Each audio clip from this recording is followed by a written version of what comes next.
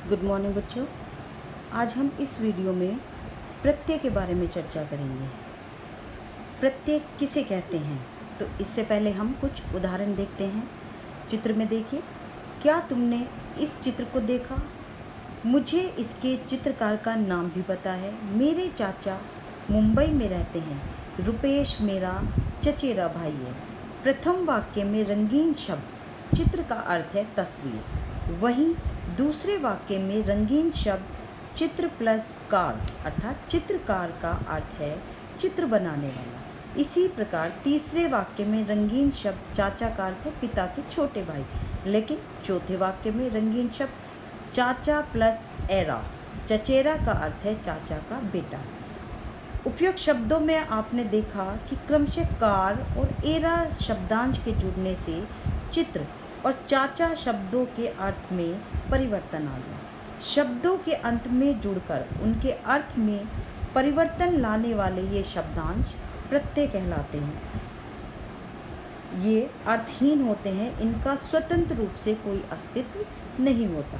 अर्थात वे शब्दांश जो शब्द के अंत में जुड़कर उसके अर्थ में विशेषता ला देते हैं या उसके अर्थ में बदलाव कर देते हैं, प्रत्यय कहलाते हैं। प्रत्यय के दो भेद हैं, कृत प्रत्यय और तद्धित प्रत्यय।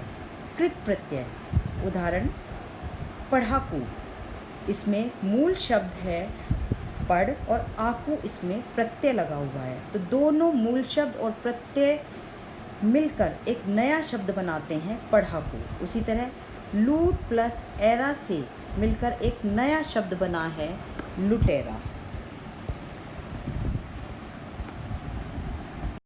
कृत प्रत्यय 5 प्रकार के होते हैं। सबसे पहले हम चर्चा करेंगे कृत प्रत्यय किसे कहते हैं। जो प्रत्यय क्रियाओं के अंत में लगते हैं उन्हें कृत प्रत्यय अथवा कृदंत कहते हैं। ये 5 प्रकार के होते हैं।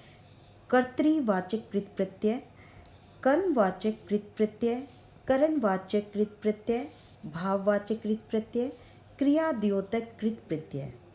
कर्तृवाचक कृत प्रत्यय जिन प्रत्ययों से क्रिया के करने का बोध होता है उन्हें कर्तृवाचक कृत प्रत्यय कहते हैं। जैसे सार प्रत्यय में और मिलना धातु है, मिलना धातु में सार प्रत्यय मिला देंगे तो एक नया शब्द बन जाता है मिलनसार।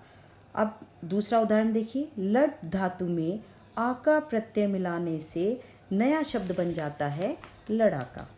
कर्मवाचक कृत प्रत्यय जिन प्रत्ययों से कर्म का बोध हो उन्हें कर्मवाचक कृत प्रत्यय कहते हैं। जैसे प्रत्यय है ना और मूल धातु शब्द है ओढ़।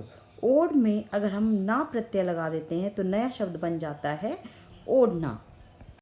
करणवाचक कृत प्रत्यय जिन प्रत्ययों से क्रिया के साधन का बोध होता है उन्हें करणवाचक कृत प्रत्यय कहा जाता है। अब प्रत्यय है ऊ और धातु है झाड़। झाड़ में ऊ मिलाने पर ऊ प्रत्यय का प्रयोग करने से नया शब्द बन जाता है झाड़ू। भाववाचक कृत प्रत्यय जिन प्रत्ययों के योग से क्रिया के भाव का बोध हो उन्हें भाववाचक कृत प्रत्यय कहा जाता है। प्रत्यय है ई और धातु रूप है बोल, तो बोल में ई मिलाने से ई का प्रयोग करने से शब्द बन गया बोली। उसके बाद है क्रियाद्योतक कृत प्रत्यय जिन प्रत्ययों को जोड़ने से धातुएं विशेषण रूप में प्रयोग होती हैं उन्हें क्रियाद्योतक कृत प्रत्यय कहते हैं। जैसे कर प्रत्यय कर और लिख धातु में कर प्रत्यय का प्रयोग करने पर नया शब्द बन गया लिख कर। भाग 2 तद्धित प्रत्यय वे प्रत्यय जो संज्ञा सर्वनाम विशेषण आदि के बाद में जुड़कर नया शब्द बनाते हैं उन्हें तद्धित प्रत्यय कहते हैं। और इनके प्रकार हैं 8: कर्तृवाचक, भाववाचक, संबंधवाचक, लघुतावाचक, स्त्रीवाचक, गुणवाचक, सादृश्यवाचक और गणनावाचक तद्धित प्रत्यय।